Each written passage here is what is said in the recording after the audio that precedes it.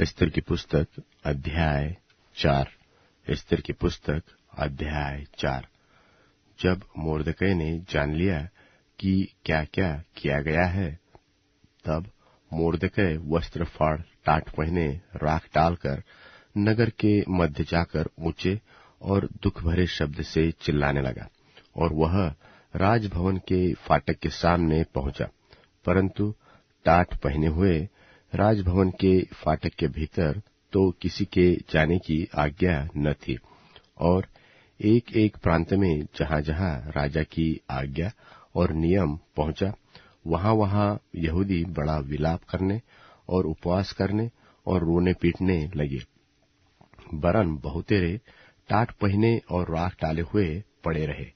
और एस्तर की रानी की सहेलियों और खोजों ने जाकर उसको बता दिया।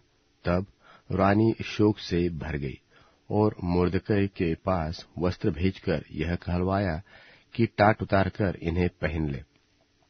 परंतु उसने उन्हें न लिया।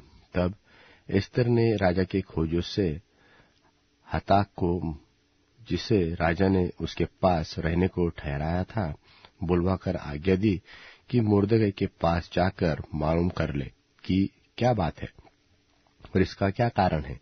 तब हताक नगर के उस चौक में जो राजभवन के फाटक के सामने था, मोर्दकै के पास निकल गया, और मोर्दकै ने उसको सब कुछ बता दिया कि मेरे ऊपर क्या क्या बीता है, और हामान ने यहूदियों के नाश करने की अनुमति पाने के लिए राजभंडार में कितनी चांदी भर देने का वचन दिया है, यह भी ठीक ठीक बतला दिया। फिर यहूदियों को विनाश करने की जो आज्ञा शूनन में दी गई थी, उसकी एक नकल भी उसने हताक के हाथ में एस्तर को दिखाने के लिए दी, और उसे सब हाल बताने और यह आज्ञा देने को कहा कि भीतर राजा के पास जाकर अपने लोगों के लिए गिड़गिड़ा कर विनती करे। तब हताक ने एस्तर के पास जाकर मोर्दकै की बातें कह सुनाई। तब एस्तर ने हताक को मोर्दकै से यह कहने की आज्ञा दी कि राजा के सब कर्मचारियों वरन राजा के प्रांतों के सब लोगों को भी मालूम है कि क्या पुरुष क्या स्त्री कोई क्यों न हो जो आज्ञा बिना पाए भीतर आंगन में राजा के पास जाएगा, उसके मार डालने की ही आज्ञा है। केवल जिसकी ओर राजा सोने का राजदंड बढ़ाए वही बचता है। परंतु मैं अब 30 दिन से राजा के पास नहीं बुलाई गई हूं। तो एस्तर की ये बातें मोर्दकै को सुनाई गई।